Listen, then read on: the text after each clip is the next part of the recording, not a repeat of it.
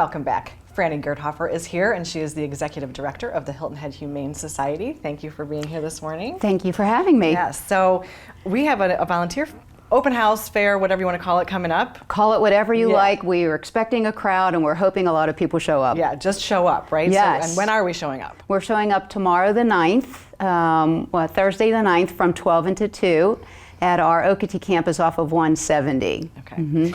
And so what can people expect when they come? I know you're obviously looking for volunteers, and you have lots of different ways that they can volunteer. Yes. But what can they expect tomorrow to learn? Well, it is a brand new campus still. We're 3 years old, and so it's, and I don't think people have had a chance to really walk through it. So we're very excited to have people at least come through, get a major tour in front and behind the scenes so they can see everything that we do at that campus. And then that is a better way to also let people know where we need the help. And so we can introduce them to all the different aspects of the campus and what we're looking for, and they can really get a hands-on approach to everything that's going on. Okay, and before we get into kind of some of the different positions you are looking to fill, tell us a little bit more about that campus, because it is really quite something special. It is very special, and we've partnered with Beaufort County Animal Services, and so now we have a public and a private entity working together, and we find that working together saves a whole lot more animals. So out at that campus we have an adoption center, we also have our spay and neuter clinic, and we have Beaufort County Animal Services. So finding that we're all in the same building, being able to accomplish more things together, it's very convenient to be a step away from each other as opposed to 3 and 4 miles away from each other. Exactly.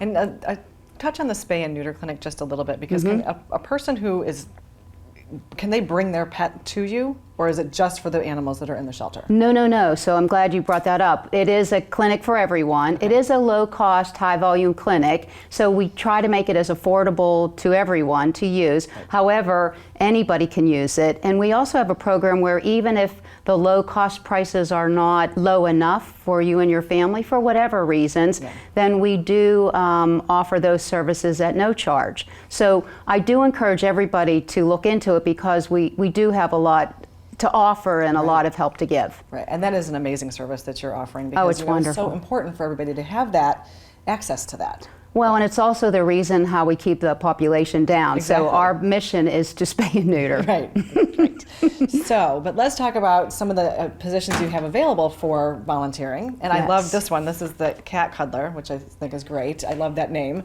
Yes. And we also have dog socializing and cleaning and all kinds of things, but tell us a little bit more about that. Right, and so we did try to break it up into different aspects, obviously. I know we talked earlier before we started that maybe cleaning the kennels isn't everybody's favorite thing to do, but necessary. Of course. But I think also what people have to know is that, a cat cuddler, is as simple as that sounds, it's so valuable, because we do get a lot of feral type kittens in and cats in, and they do need a lot of socialization prior to them being up for adoption. So it is very valuable time to spend time just holding on. Yeah.